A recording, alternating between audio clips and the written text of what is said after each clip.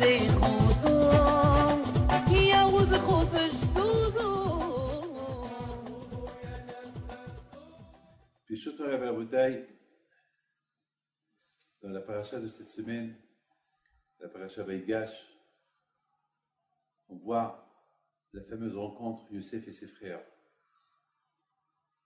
On voit les miracles qui s'est passé jusqu'à qu'on a cru que Youssef, il était oublié, abandonné, pris à l'agonie, presque assimilé en Égypte. On a vu que Youssef, il est resté tzaddik, et non seulement qu'il est resté tzaddik, mais il était tout le temps resté attaché à Dieu.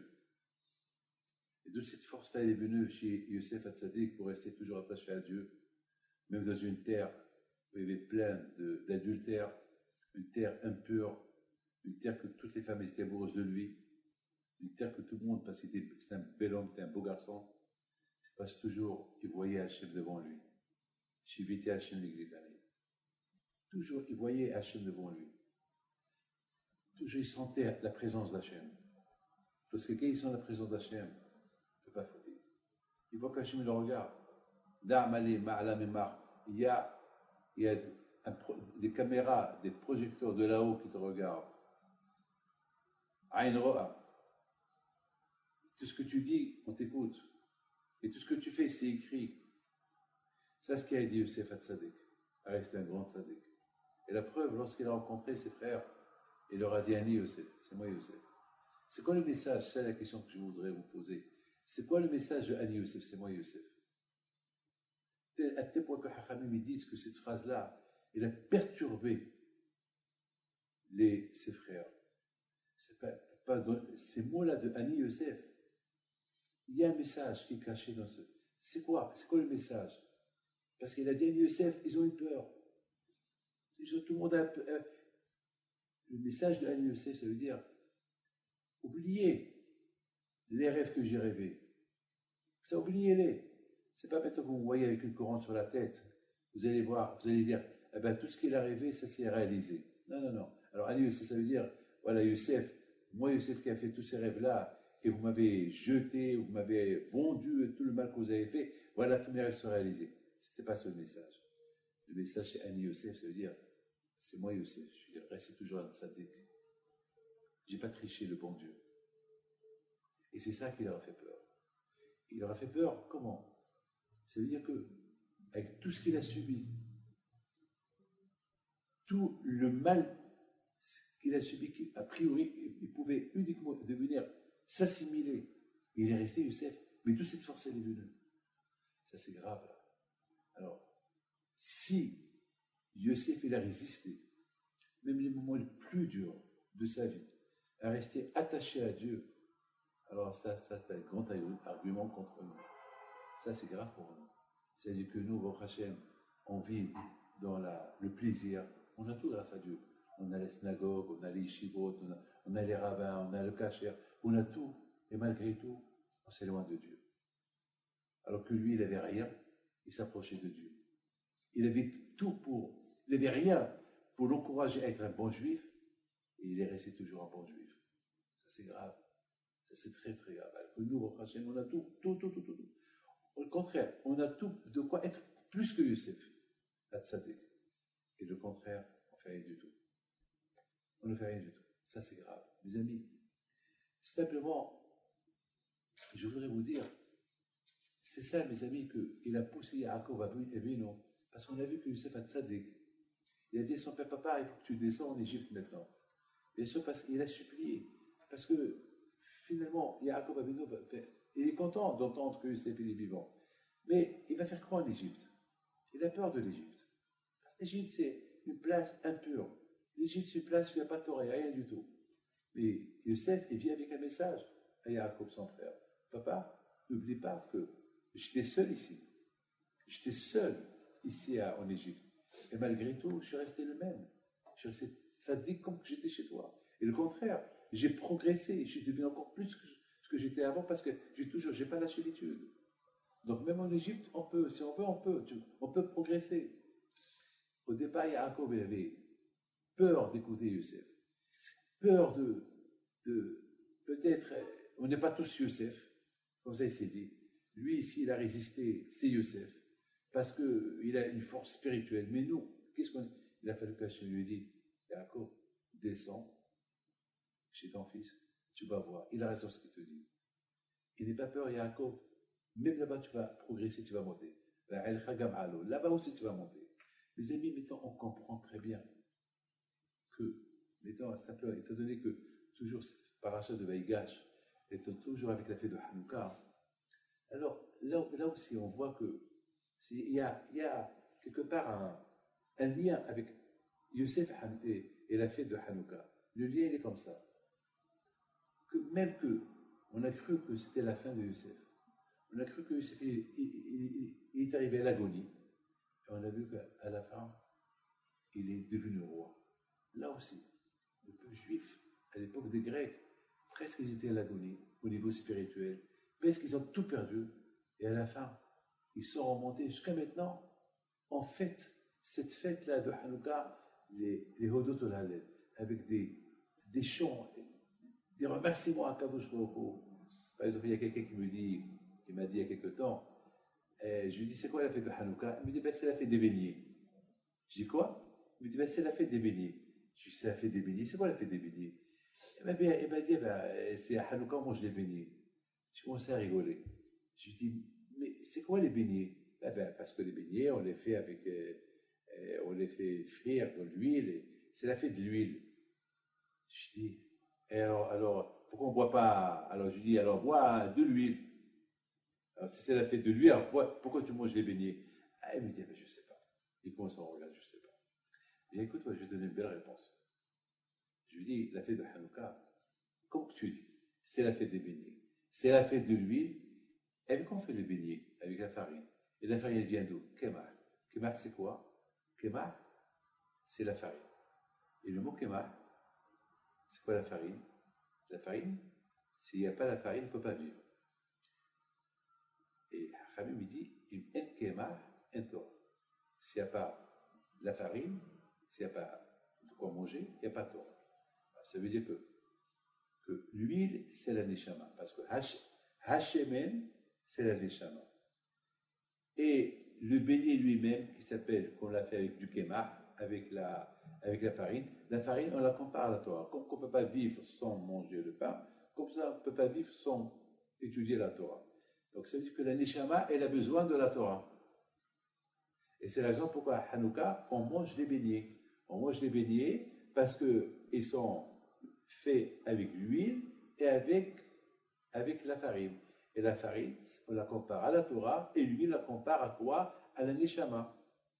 Alors je dis ça, c'est pour t'expliquer c'est pourquoi on mange des beignets. Mais la raison pourquoi on mange des beignets, c'est quoi la fête de Hanouka? La fête de Hanouka, c'est la fête que lorsque les Grecs, presque, ils apportent une culture.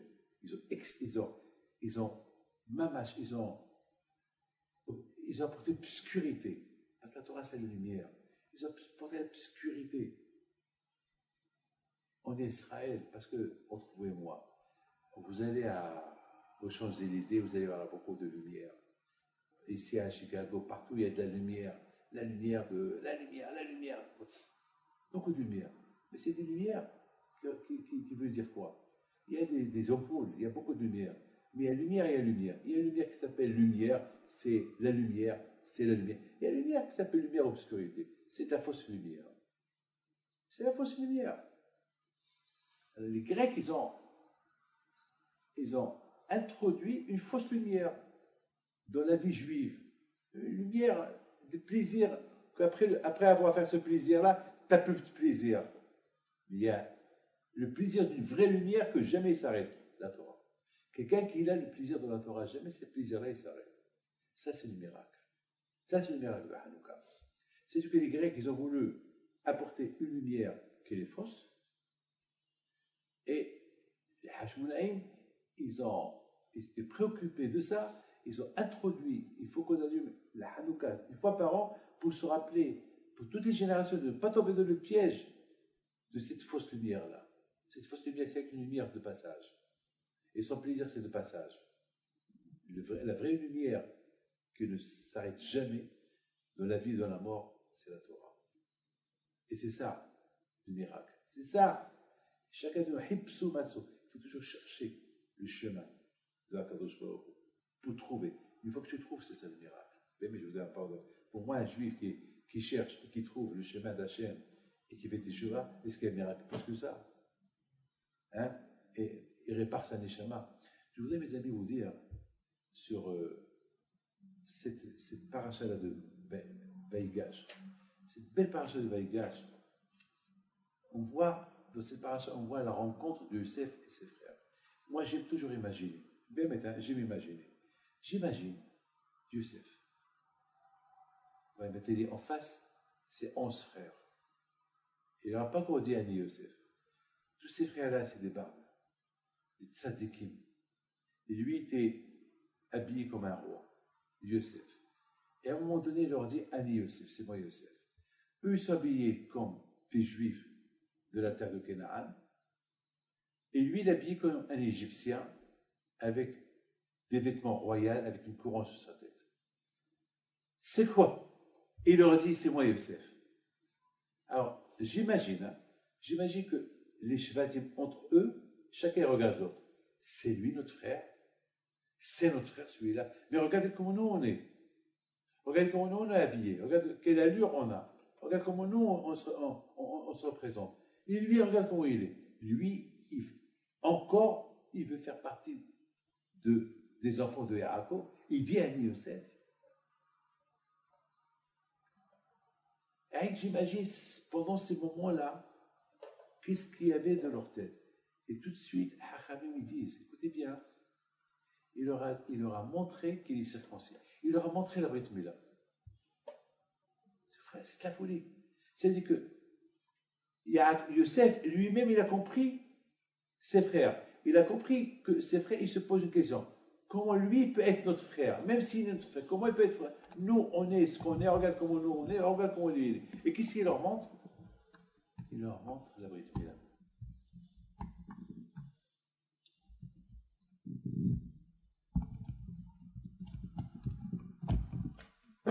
My battery died on the microphone.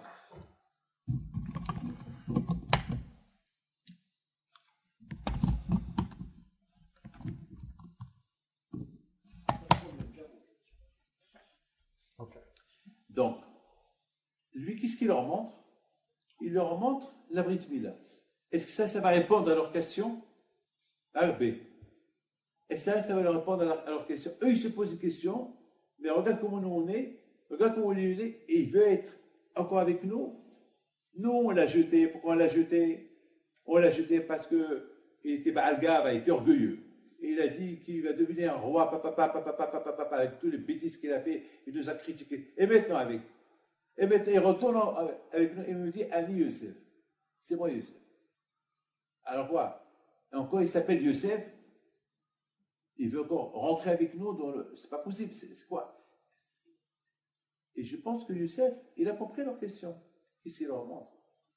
La Brit Mila. La Brit Mila qui représente le judaïsme. La Brit Mila qui représente l'homme qui est attaché à Dieu. La Brit Mila qui représente le nom de Dieu, Shaddai, comme dit Ben Ishai. Shomer Datot Israël. C'est-à-dire que dans la Brit Mila, il y a une porte. Quelqu'un qui fait attention avec qui il va, avec qui il sort. Quelqu'un qui fait attention qui ne va pas avec une femme qui est nida. Quelqu'un qui fait attention à ne pas purifier son corps avec n'importe. C'est-à-dire qu'il faut mettre une porte. Une porte dans le cerveau. Une porte dans la mahshava. Une porte dans le moua. Une porte dans la Brit Mila elle-même. Qui ne soit pas facile à faire n'importe quoi. Et c'est là où il y a le plus grand Yitzhara, c'est là. Le plus grand Yitzhara, c'est le Yitzhara de la femme. Le plus grand Yitzhara, c'est le Yitzhara, l'envie de la femme, l'envie d'aller avec une famille d'âne, l'envie de faire des bêtises. C'est là où il y a le Yitzhara. C'est là où tout à l'heure, cette semaine, j'ai lu dans un livre qui dit que l'idéologie grecque, qu'est-ce que les Grecs, ils ont apporté en Israël? Les femmes. Les femmes. permettre les femmes, à tout le monde, faites ce que vous voulez. Et vous voulez pas nos femmes à nous? Ils disent les Grecs, alors allez-y avec vos femmes et sans migver. Mais laissez vos portes ouvertes. Comme ça, on peut rentrer quand on veut. Ça veut dire que, enfin, rentrer comme on veut. C'est quoi? Ça veut dire que quand les jeux, ils apparentent, et ils vont avec des femmes, dans la rue, devant tout le monde, sans honte, sans rien du tout. Youssef Hatzadik, il a montré sa brite. Il a voulu leur dire, il ne faut pas me voir comment je suis habillé. Et vous, comment vous êtes habillé. C'est vrai, je suis habillé comme un Égyptien. Mais mon intérieur, il n'est pas égyptien. Mon intérieur, il est juif. Vous êtes habillé comme des juifs, mais votre intérieur, à vous, comment il est? Vous m'avez vendu. Vous avez fait du Aoud Abahaï, et ce papa, il est encore vivant, avec tout le mal que vous avez fait à papa. Tout le monde sait qu'il est encore vivant.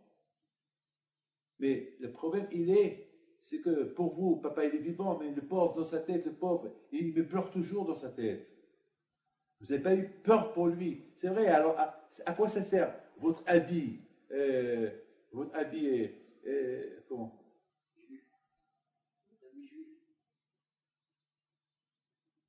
Il y a ce qu'on appelle l'intérieur et l'extérieur. À vue, vous avez le Streimel, vous avez un Gélaba, vous avez, je ne sais pas, vous êtes comme des. Mais ce que vous m'avez fait, c'est grave. Regardez-moi, mon intérieur, il est super. Je n'ai pas triché le bon Dieu. Je n'ai pas été avec d'autres femmes. Que ma femme avec qui je suis marié.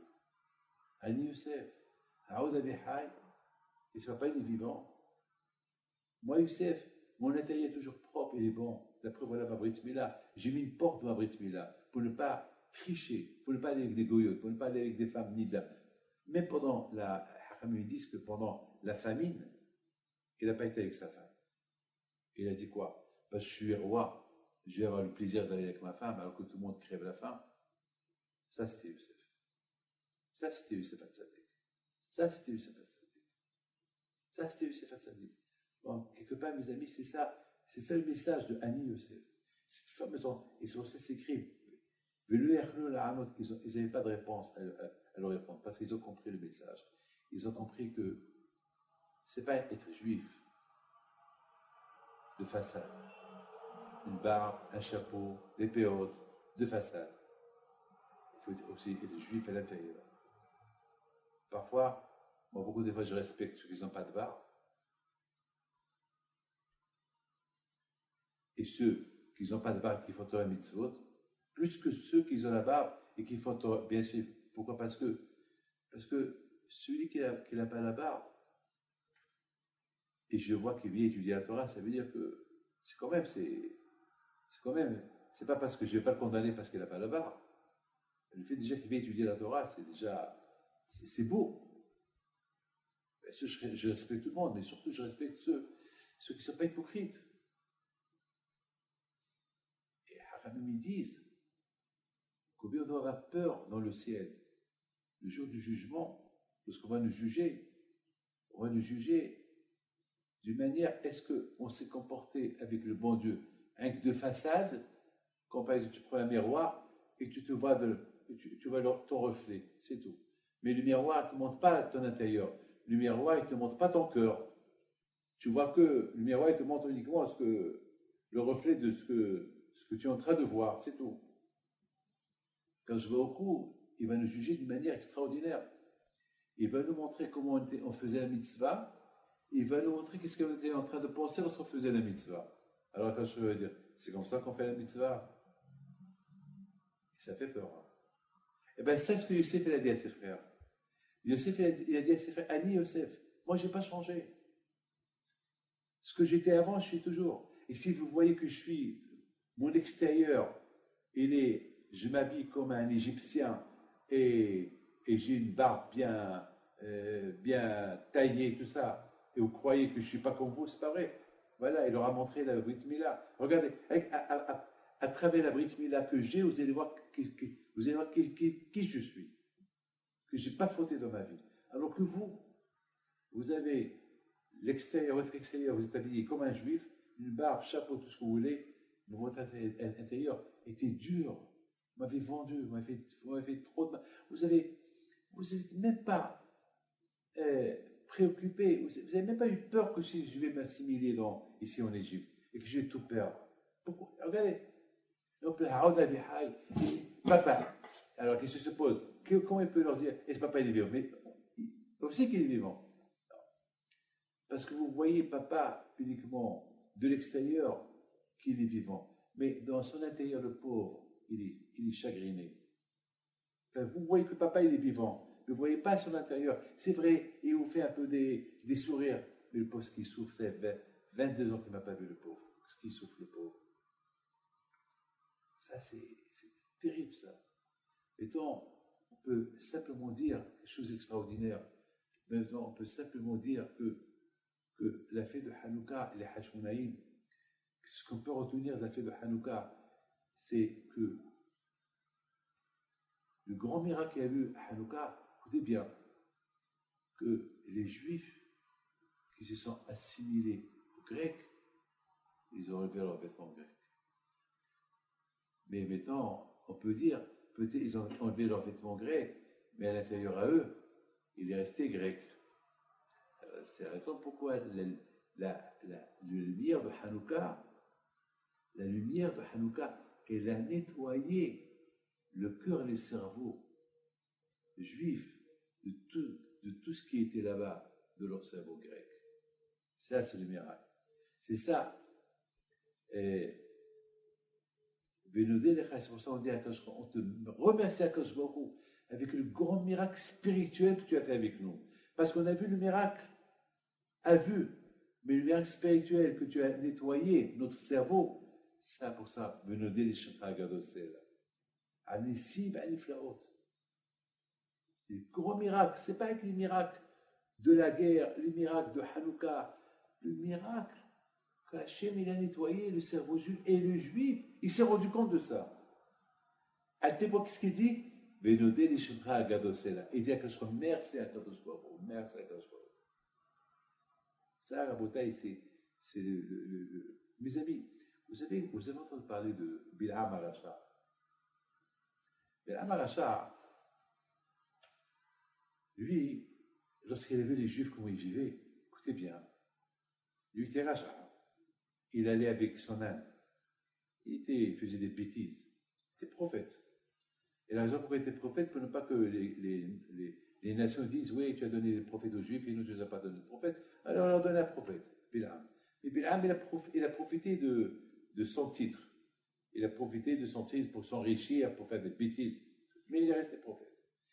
Et lorsque Balak, le roi Balak de Moab, il l'a invité pour venir maudire les Juifs, il s'est passé une chose extraordinaire. Il s'est passé qu'à un moment donné, il n'arrivait pas à les maudire. Après, il les a vus, il voit les Juifs, il voit comment ils vivent, il voit qu'ils vivaient dans la tsnéout. Matouvo Alecha Yaakov, la tsnéout, la pudeur. Il n'y a pas de mini-jupe chez les femmes, il n'y a pas des femmes mal habillées, il n'y a pas des femmes qui n'ont pas d'être couvertes. Et les hommes, ils faisaient attention. Il a vu la tsnéout. Alors, c'était le contraire de Bil'am. Bil'am, c'était pas de tsnéout du tout. Bil'am, c'est comme un chien. Il va même avec son âne. Alors, il a vu la vérité. Il a dit, Matouvo Alecha Yaakov. Matou. Oh, tes tantes qui sont belles. Il était épaté. C'est ça qu'il a dit. Je voudrais bien mourir comme eux. Je voudrais que ma femme soit comme eux et je veux mourir comme eux et avoir Gan Eden. Alors, il y a un grand tzaddik qui s'appelle Halev Simcha Nigour, Admogour. Il pose une question. Il dit, est-ce que cette phrase qu'il a dit, Bil'am, c'est une névoie, c'est une prophétie qui est venue dans sa tête? Ça veut dire que une névoie que je voudrais bien mourir comme eux, être comme eux. Ou bien, c'est lui qui l'a dit. Bakasha Ishit. Il a demandé à Hachem, si ton prêt à je voudrais bien mourir comme eux, être comme eux. Je veux que ma fille soit comme eux. Ça, c'est la question qu'il pose. Alors moi, je me suis posé une question.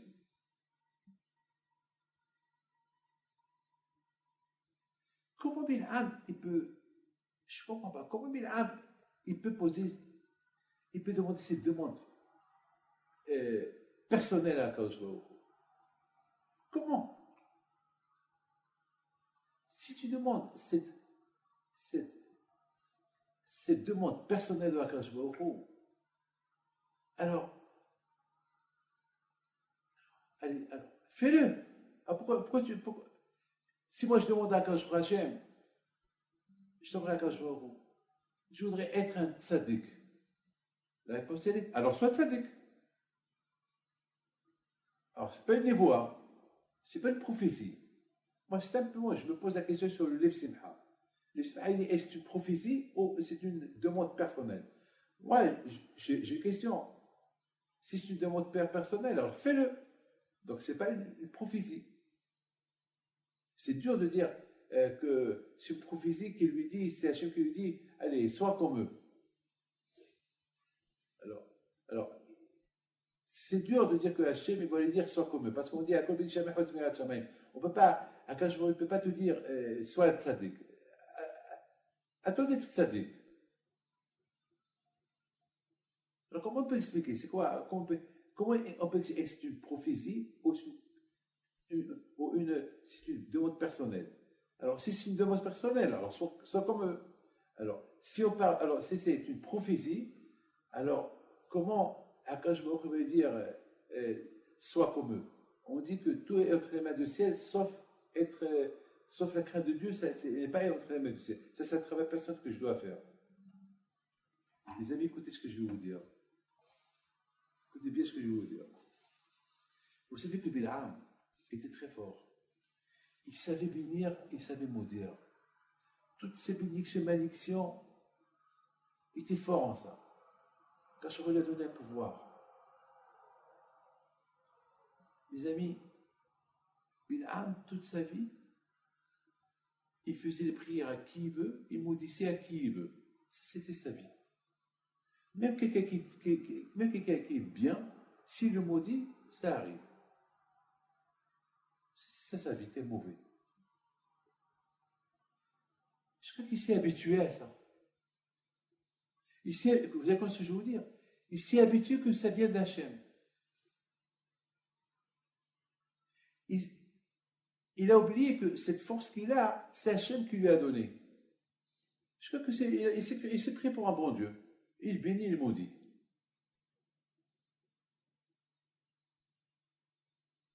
Alors, écoutez bien. Et il a oublié que Hachem, s'il accepte tout ce qu'il dit, c'est pas Hachem, il a donné cette force. Maintenant, il commence à croire que cette force, elle vient de lui. À tel point qu'il a osé aller insulter les bénis Israël, alors que les bénis Israël sont les protégés d'Hachem. Il a cru que je peux les maudire, et je peux les bénir. Maintenant, je vais les maudire. Là, quand je vais dire, hop, stop, ça vient de moi. Tu peux te laisser faire ce que tu veux, à partir de maintenant, tu veux toucher à Israël, là, stop, tu t'arrêtes. Les amis, Mina Shamaim, lorsque Bil'am Aracha, il a vu Am Israël dans la Ktusha, Mina Shamaim, ils ont voulu le réveiller. Parce que toujours, Hachem, il veut réveiller même les Rachaim. Il a voulu le réveiller pour qu'il fasse teshuva. Alors, Hachem lui a montré des choses extraordinaires. Vaïdia, jusqu'à maintenant, Issa, Bil'am, il voit que le côté négatif d'Am Israël, mais Hachem, il a forcé à voir le côté positif d'Am Israël, la tzniut, la pudeur d'Am Israël. Jusqu'à que Bil'am lui-même, il a vu la grandeur d'Am Israël. Mais les Shamaïm, ils ont voulu que Bil'am, il se réveille, il fait teshuva. Jusqu'à que vraiment il va dire jusqu'à qu'il fait teshuva, il va dire je veux mourir comme un homme. Et je veux que ma fin soit comme eux. Mais il faut que je commence maintenant.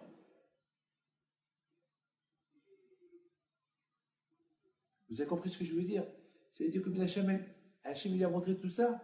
Alors, ça veut dire, on peut dire, c'est une des voies. Une Hachem, on lui a donné une prophétie parce que Bilham lui-même, lorsqu'il a vu ce qu'il a vu, il était enchanté. Alors, il a vu. Mais Hachem lui dit, alors sois comme eux. Parce qu'on dit, si tu choisis être bon, Mina Shamaim, on t'aide à être bon. Bilham, il va être bon. Il voit des belles choses, et maintenant, il va être comme eux. Alors maintenant, il meurt comme un juif. Il veut mourir comme un juif. Je veux mourir comme Abraham, Isaac et Yaakov. Et je veux ma fin comme eux. Ah, c'est ce que tu veux. Sois comme eux. Mais la Shamaïm, on lui ouvre encore un peu plus de portes pour qu'il comprenne un peu plus. Ça veut dire qu'il y a eu les deux.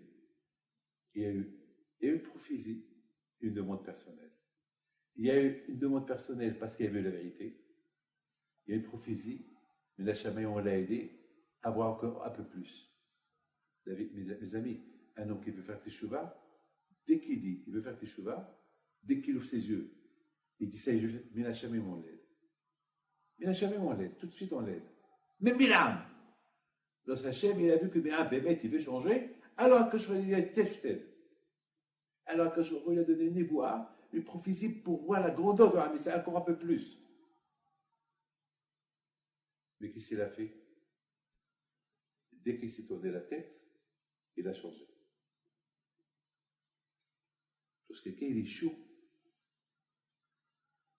Il faut profiter du fer tant qu'il est chaud. Quand tu es enthousiaste, pour faire une bonne chose, continuer à la faire, ne pas s'arrêter. Il y a eu quelqu'un qui est rentré à la yeshiva, il avait vu des gens qui étaient en train d'étudier, tout de suite il a couru, il est sorti. Moi je l'ai appelé, je dis pourquoi tu... Il m'a dit, je ne peux pas, c'est ça, c'est dur, parce que si je reste, il faut que j'étudie. Je dis, alors c'est bien, rentre. Je l'ai poussé à rentrer. Il s'est assis, et après il est resté presque 2 heures. Après 2 heures, je dis, alors, pourquoi tu vas partir? Il m'a dit, c'était beau, je ne savais pas que c'était comme ça. Aujourd'hui, il devient un rabbin aujourd'hui. Pas un rabbin, un bon juif. Un rabbin, c'est un peu juif. C'est un commerçant, mais il devient comme un rabbin. C'est super. Lorsque quelqu'un il fait un effort, il fait un pas, mais la Shamaïm, on fait avec lui beaucoup de pas pour l'aider. Et c'est ça, mes amis. Combien de fois, quand je vois nous fait du bien, il nous ouvre les portes pour voir quelque chose. Et au lieu qu'on profite de ces portes que Dieu nous a ouvertes, qu'est-ce qu'on fait? On donne un coup de pied, on se sauve. La bouteille Bilham Aracha, Mitahev, il est vraiment, il est dans tous ses états. Il est émotionné. Il voit Israël. Il commence à les bénir.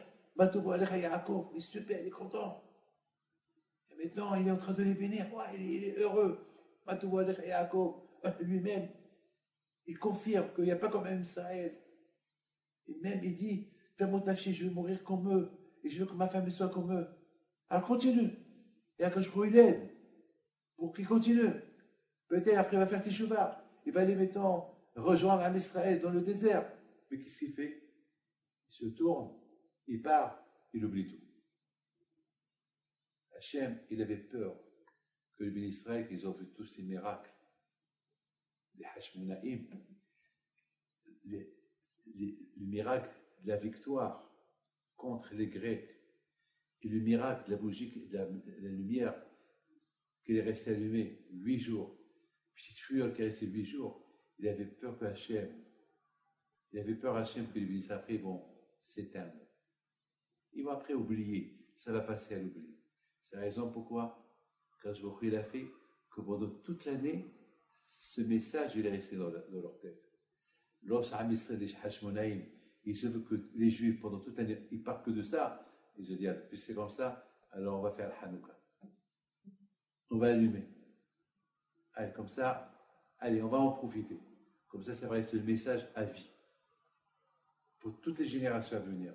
Parce que de toutes les générations à venir, il peut y avoir des cas comme ces cas, ce qui s'est passé avec les Grecs qui veulent faire assimiler les Juifs. Et grâce à la Torah, on ne va pas être assimilé. Si on s'attache à la Torah. Qui n'est mitzvah et Torah. Parce que la Torah, la lumière de la Torah est très forte. Un peu de lumière de la Torah et dégage toute l'obscurité de l'extérieur. Et surtout, la menorah, c'est pour ça qu'on dit un nerot halalo kodeshim. Lorsqu'on voit la menorah allumée, on voit avec les yeux et on pense de miracle. On ne voit pas uniquement la menorah qu'on allume, on voit l'histoire de la menorah. C'est pareil que bon, la fête de Hanouka, c'est pareil que manger les beignets qui sont trempés dans l'huile. Il faut savoir qu'est-ce que cette huile représente et que ce beignet représente. D'accord que j'ai dit. Le beignet représente Kemah, la farine, la Torah, et l'huile, ça représente la Neshama. Sans la Torah, il n'y a pas de Neshama. Il faut que la Neshama et la Torah soient à égalité. Il fait les mitzvot pour que la Neshama ait produit encore plus, et ne pas profiter. C'est lumière que tu vois, il faut que ça reste gravé dans ta tête. C'est pas une fois que ça s'éteint, tu sors, tu oublies. C'est ce qu'a fait Bil'am. Bil'am était enthousiaste par tout ce qu'il voit, et après il a oublié. Il est resté le plus grand rachat d'Aïchaïm. Non, il faut rester tzaddik. Les amis, je termine avec ce que je vais vous dire maintenant. Que chacun de vous,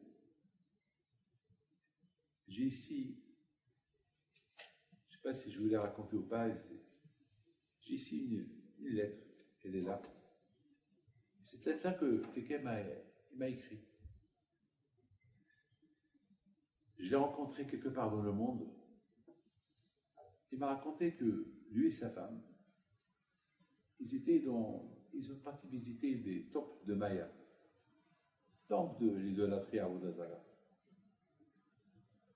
Et puis, lui, il m'a dit que c'est pas religieux. Non.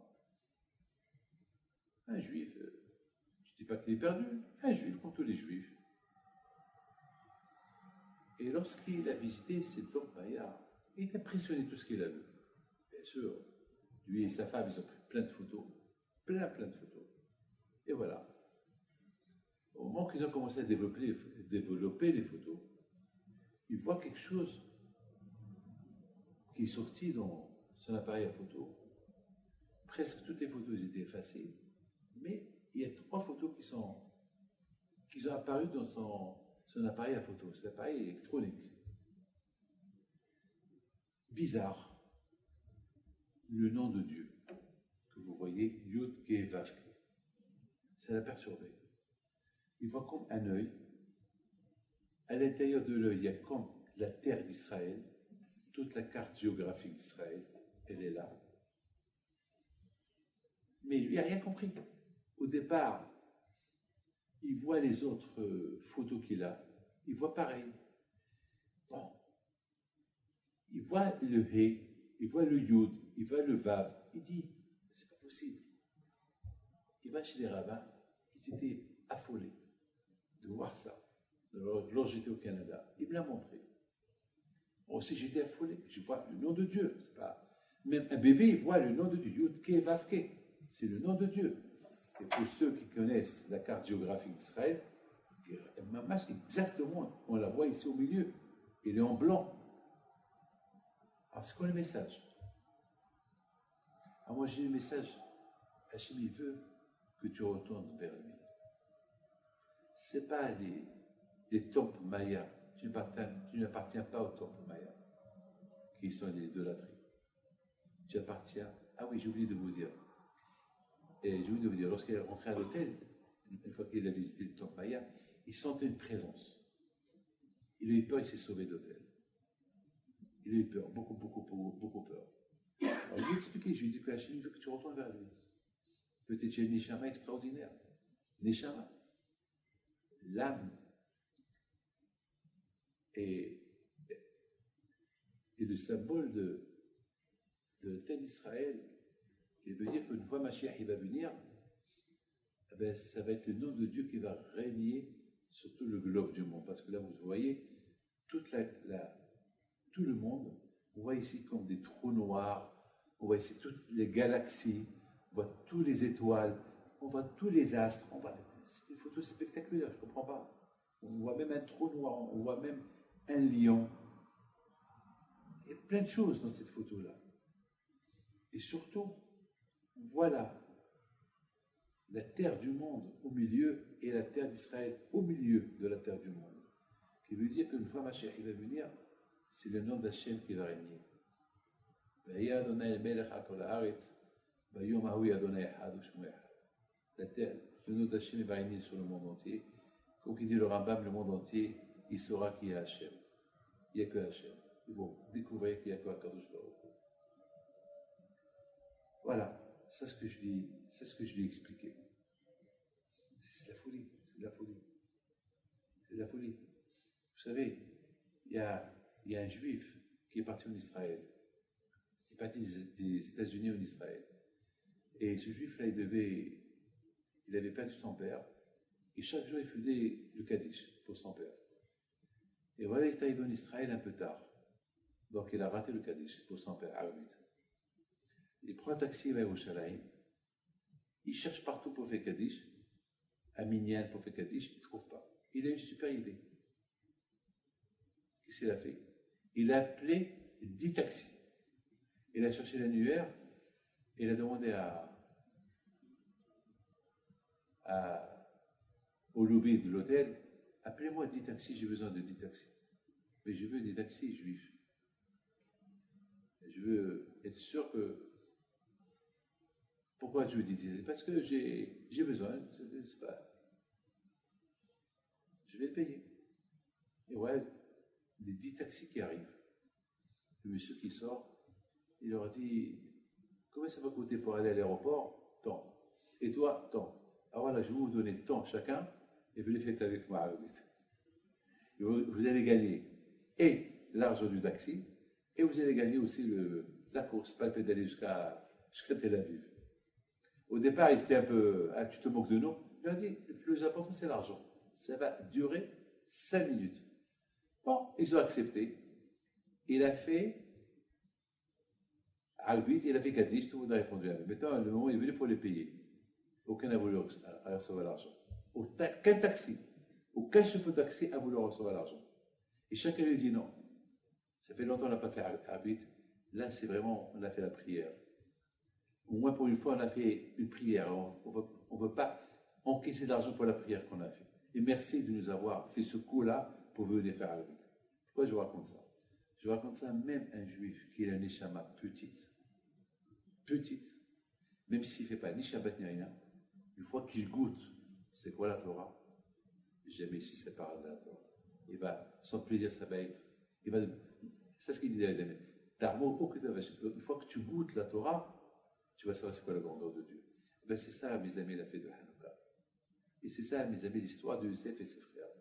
L'histoire, parce que Youssef, il a goûté c'est quoi la grandeur de la Torah, alors que même en Égypte, il est toujours resté attaché à la Torah. Parce qu'une fois qu'on l'a goûté, une fois qu'on est dedans, rien ne peut nous détourner de la Torah. Les amis, mais vous avez bien compris que les Shvatim, lorsqu'ils ont vu Youssef habillé en roi, et qu'il leur dit c'est lui Youssef, au départ, ils ont voulu le tuer. Encore tu le suis, encore tu dis tu es le fils à Yaakov. Ce que leur a montré, il a dit écoutez, j'ai toujours été Youssef et Tzadik, même lorsque j'étais avec papa. C'est vous qui m'avez mal compris. Il leur a montré la Brit Mila. Regardez, à travers la Brit Mila, vous allez voir, il ne faut pas aller d'après l'extérieur, allez d'après l'intérieur. Mon intérieur, il est super kosher, il est super clean, il est super propre. J'ai jamais triché, j'ai jamais trébuché avec ma Brit Mila.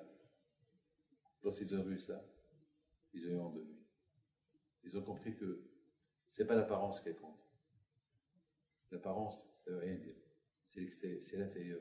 Comme il dit à la Gemara, la hamana li baba ce qu'il cherche, c'est l'intérieur de la personne. Alors que le bon Dieu protège, vous donne bracha v'atzlaha, et bien sachez que tous on va b'sher tzidkenu b'rav et amenu ameker ratzon. Voilà.